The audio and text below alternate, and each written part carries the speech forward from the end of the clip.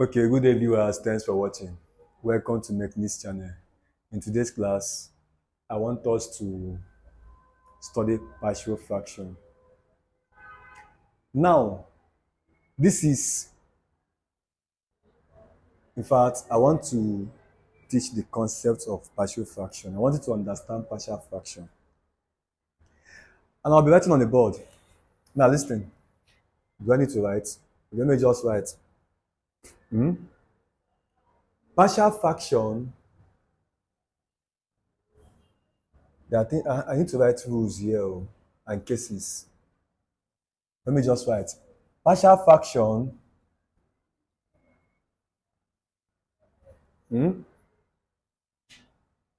partial fraction is a part of algebraic fraction that does not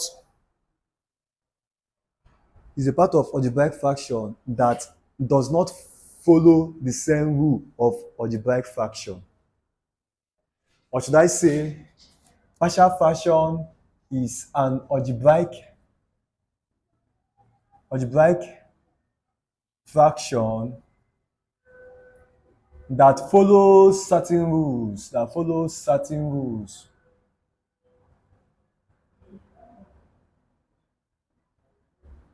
It does not follow LCM usual rule that we know. Let me start explaining. I don't really need to write because I need to write rules of partial fraction, which may enter this place. I will still write the cases. Do you understand now? I don't know whether you understood what I said. I said instead of following normal LCM method of solving fraction, we resolve into single parts by following a certain rule. So we have 4 rules of partial fraction. That is where I want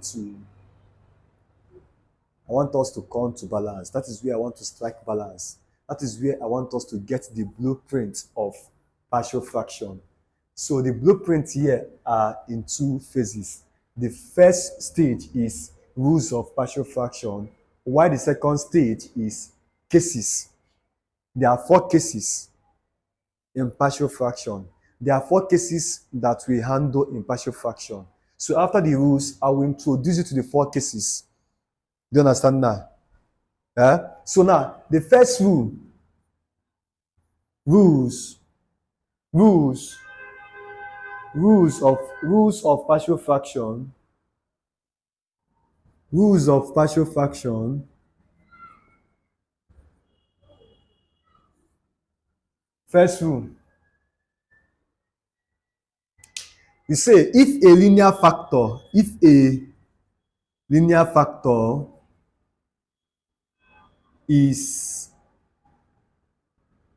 in the form 1 over x minus a.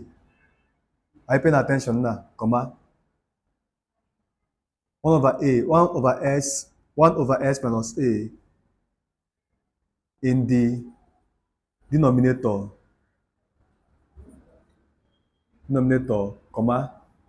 you say there lies the corresponding partial fraction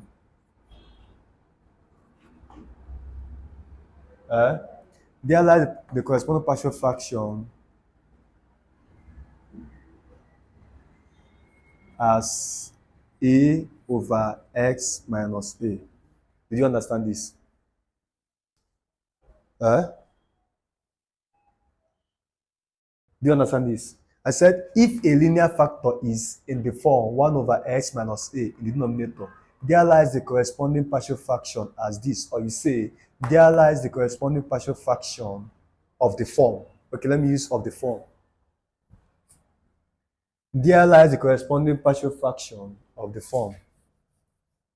There lies the corresponding partial fraction of the form a over x minus a. Let me explain. Pay attention. This thing means that if you have something of this nature, let me leave the board so I can see it. This thing means that if you have something of this nature, 1 over x minus a, you are given to resolve this. That means it will take a form of a over x minus a. Even if you find your a to be 2, if you resolve now, you take a form a over x minus a for you to resolve into partial fraction. Okay, it's like, let me not go too further because I'm not done explaining these things. Number 2, to every repeated linear factor of the form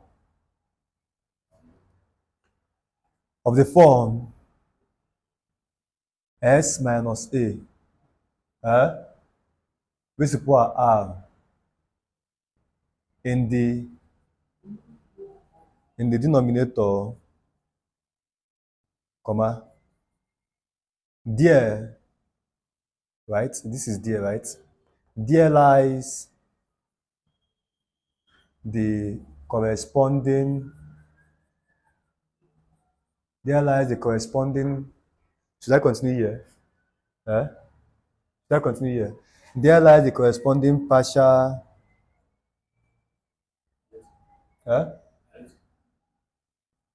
partial fraction. Let me continue over there. There lies the corresponding partial fraction of the form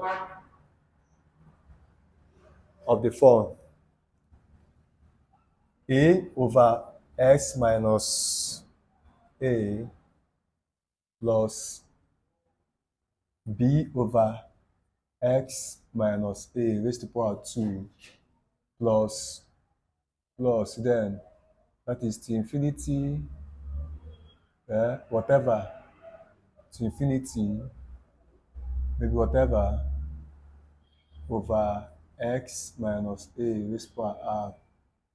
Any number here, you get ar or whatever. Any number here, the letter, you can say ar, but just this r is just like using something like n to infinity. Do you get? So that is the second rule. I'm going to explain this rule before I enter cases. Will this place contain this thing I'm doing now? Because I have to state down the cases. Let me just find a way to conserve space. Rule 3. You state rule 3, to every quadratic factor ax squared plus bx plus c in the denominator, comma, there corresponds partial fraction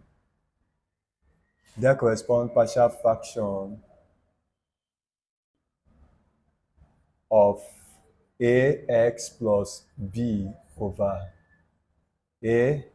ax squared plus bx plus c. If it cannot be factorized.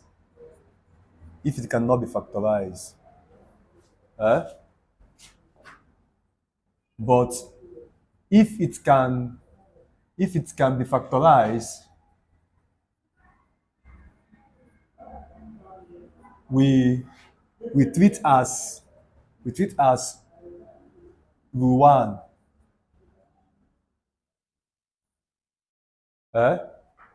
We treat as rule 1, that is this rule. And if it has repeated factor, and if it has repeated factor, if it has repeated factor, we apply rule 2. Do you get that now? We said if it has repeated quadratic factor, we apply rule 2. Let me just review rule 3 before we continue to the last rule. Rule 3 states that to every quadratic factor ax squared plus bx plus c in the denominator, there correspond partial fraction of ax plus b over ax squared plus bx plus c. If it cannot be factorized, that is the denominator. But if it can be factorized, we treat as rule 1. That is, we apply this rule.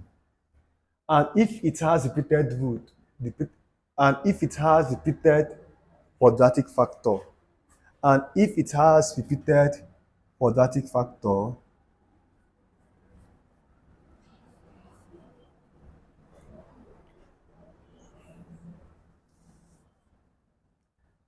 and if it has repeated quadratic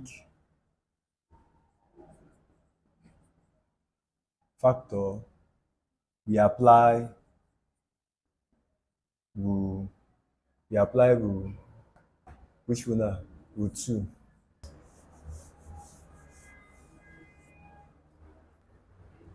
Now rule 4. If the degree of the numerator is greater than or equal the denominator,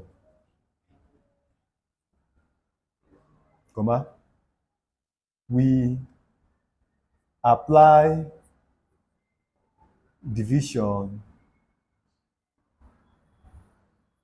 until the degree of the numerator is strictly less than the denominator.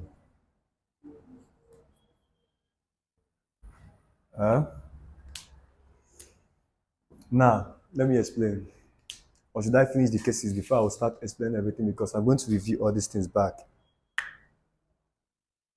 So, I'm trying to conserve space, so I'm going to write something here. So, here now, in order to introduce the rules above, in order to determine the values of the constant in the above rules introduced, we will eliminate our purpose A, B, C, D, etc. to get our constant. However, for greater speed and simplicity, this may combine with equating coefficients of x. That is x. You can say x1, x squared, x cubed, and all that. So I don't want to write this thing here. I want to write cases. Remember, I told you there are two blueprints of partial fraction. There are two requisite levels of understanding. There are two basic fundamental principles of partial fraction I want you to understand. The first one is the rules of the partial fraction, while the second is the cases we have in partial fraction. Cases we have in partial fraction. We have 4 cases. And I want them to enter here. We have four cases. Eh? Can they enter here? Let me divide the board into two. This here now. Write case one. Eh? Case one. This is a case where the case with quadratic denominator that can be factorized. Case one is case with the quadratic denominator that can be factorized. Cases with quadratic denominator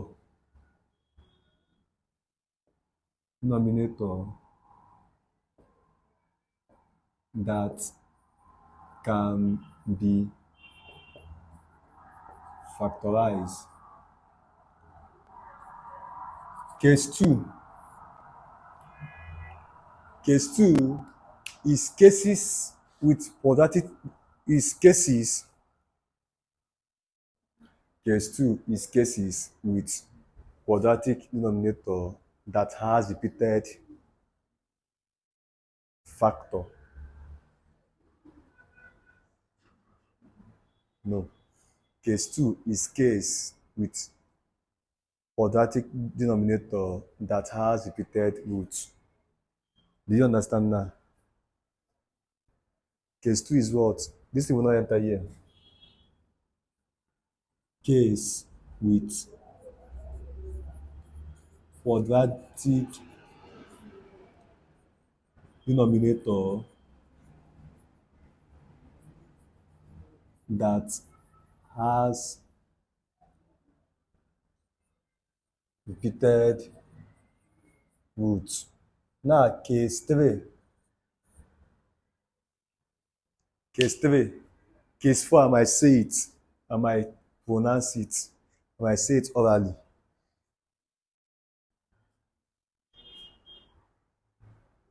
Uh, okay, let me tell you something now to conserve space. See, case two is case with quadratic denominator that has repeated roots. Now, case three is opposite of case one. Case three is case with quadratic quadratic quadratic denominator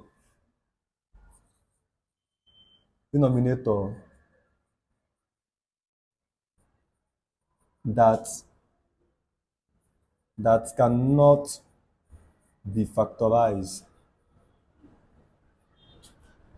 Why case four? Why case four is like rule four? It is case with the degree of numerator greater or equal to the numerator. Should I write it here? Case four.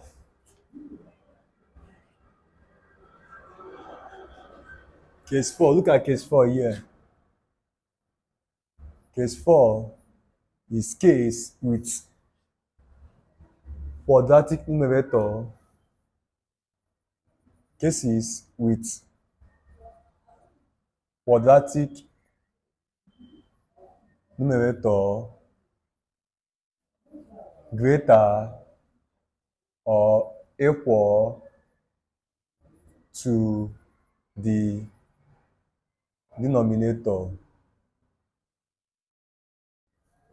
Did you understand now? Did you understand now?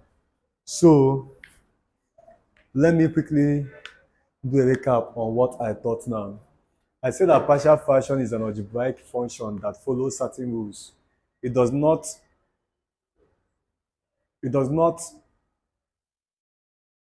involve LCM. That is usual rule that we know. It does not do what? Involve LCM. Or should I say, instead of LCM, we know. Instead of LCM, we know. I can write it here. It does not involve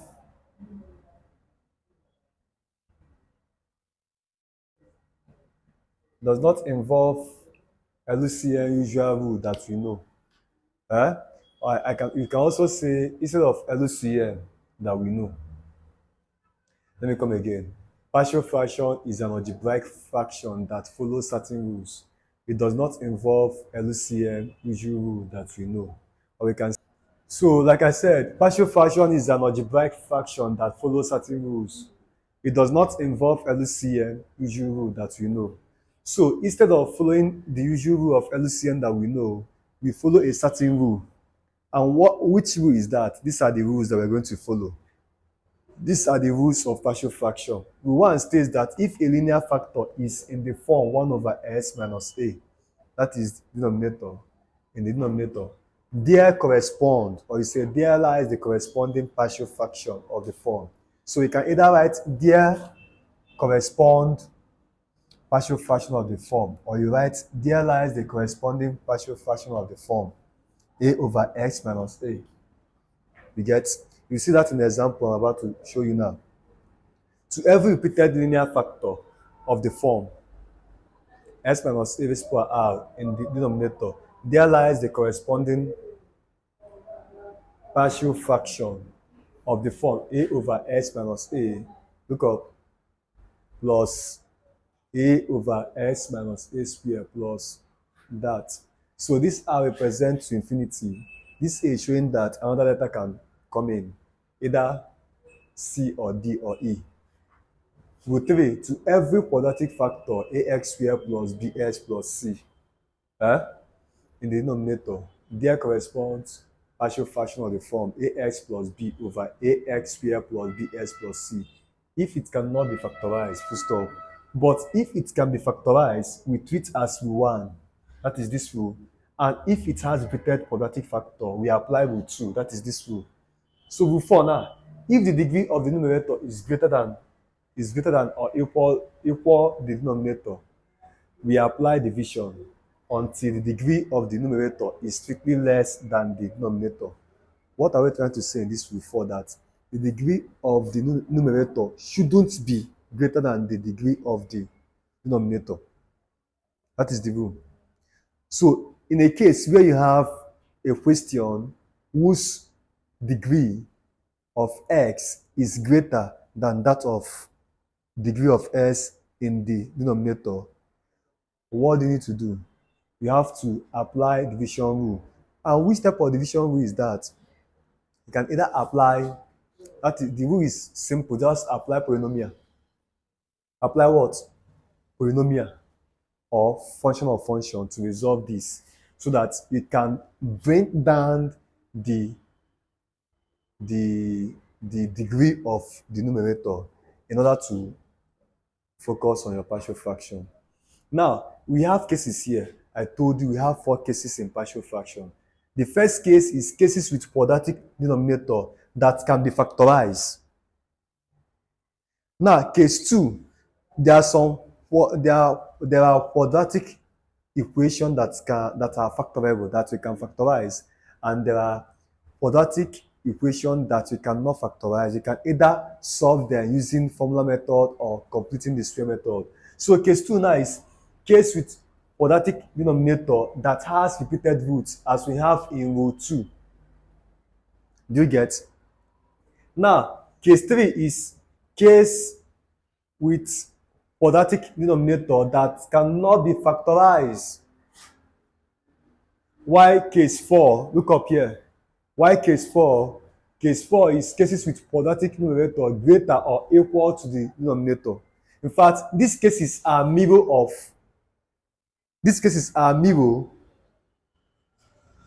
these rules.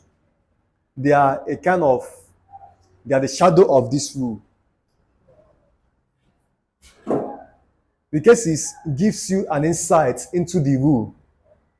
So when you have a case now, it becomes a reflection of the rule you abandon or the rule you accept.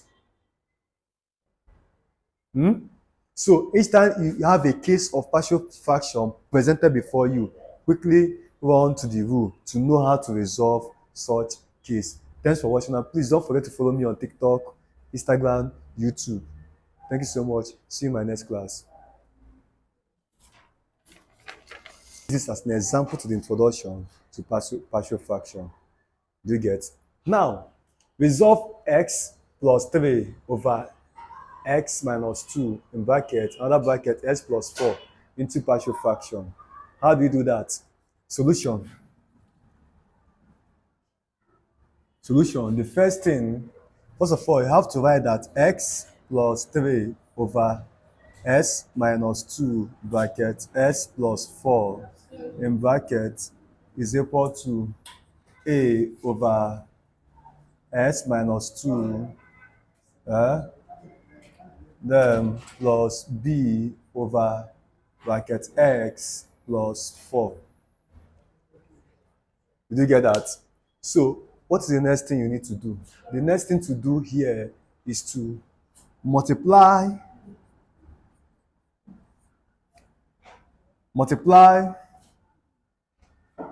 2 by x minus 2 bracket s plus 4 on the both sides of the equation. How do we do that? Here we have this x minus 2 bracket s plus 4, then times s plus 3 over s minus 2 bracket s plus 4. That is for this. Then equal to, we here contain this now about to do now. Equal to this one now is x minus 2 bracket s plus 4 times, I'm going to clean here,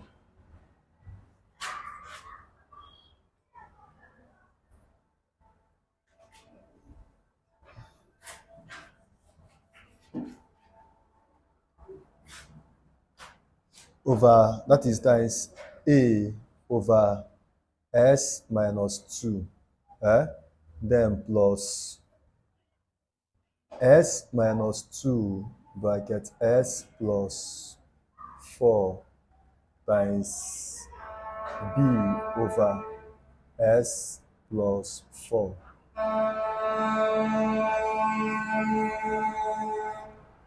Did you get? So what we're going to do here, this one now, we cancel this. This s minus 2, we cancel this s minus 2. And this s plus 4, we cancel this s plus 4. So here we're going to have s plus 3 equal to, this is a times bracket s plus 4. Then plus, this is s minus 2 times b. So what are we going to have here? We're going to have s plus 3 equal to a into bracket s plus 4, then plus b into bracket s minus 2. Did you get? Do you understand now? Now, this is what we have now. Now, let's work. To find a, I don't know, I need to manage this place so that it will contain what I'm about to do here. I need to manage this place. Okay, let me see how I'm going to do it. To find a, comma, eliminate b. How are we going to do this now? This is, we have this. So they say we should eliminate b, and in this b now, remember that we have s minus 2. That is for b here. So this is s minus 2 equal to 0. So this is x is equal to plus 2. And now repeat this equation here. S plus 3 equal to a into bracket s plus 4, then plus b into bracket s minus 2. Right? So anywhere you see x, or should I say substitute s for 2. Do you get? So here becomes 2 plus 3 equal to A into bracket 2 plus 4 plus B into bracket 2 minus 2. Already you know that 2 minus 2 is 0. So here we have 5 equal to 2 plus 4 will give us 6. That is A into bracket 6 plus B into bracket 0. This is 5 equal to A times 6 will give us 6A plus B times 0 will give us 0. So here now our A is equal to 5 over 6. Did you understand? Now, let me solve for. Let's find B. And you know, the only way to find B is to also eliminate A. So to find B now, to find B, eliminate A. How do you do that? In A we have S plus 4, right? That is S plus 4 equal to 0. That is S is equal to minus 4. Did you get? S is equal to what? Minus 4. So what do you do? What do you do? Remember we have X plus 3 equal to A into bracket S plus 4 plus B into bracket S minus 2, right? So now this is minus 4 plus 3 equal to A into bracket minus 4 plus 4, then plus B into bracket minus 4 minus 2. Minus 4 plus 2 will give us minus 1. Is that correct? Yes. Equal to minus 4 plus 4 will give us 0. So 0 times A is 0. So here we have plus B into bracket minus 4 minus 2 will give us minus 6. So here minus 1 equal to plus times minus will give us minus. We're going to have 6B. So you know minus 6B equal to minus 1. Minus will cancel out. So we're going to have B is equal to 1 over 6. Now, observe that we've gotten A and we've gotten B. Do you get? Now, let us now substitute our A and B into our initial positions. Did you understand now? Because we are asked to resolve this into partial fraction. Let's put this thing now. Let's substitute A and B into our initial position to make it a partial fraction. So I'm going to state it here. Substitute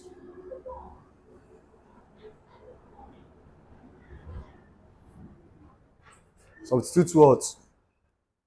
A and B. Substitute